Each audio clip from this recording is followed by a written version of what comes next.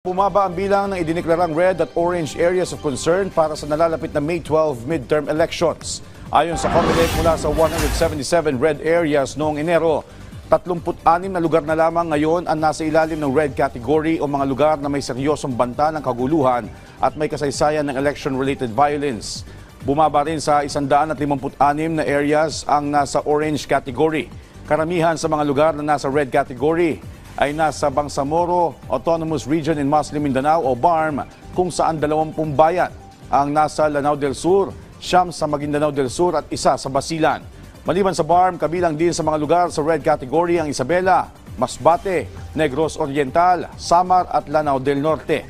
Ayon sa COMELEC, indikasyon ito na mas bumuti ang seguridad sa ilang bahagi ng bansa. At yan ang mga balita sa oras na ito. Para sa iba pang updates, follow at ilike kami sa aming social media platforms at PTVPH. Ako po si Joshua Garcia para sa Pambansang TV sa Bagong Pilipinas.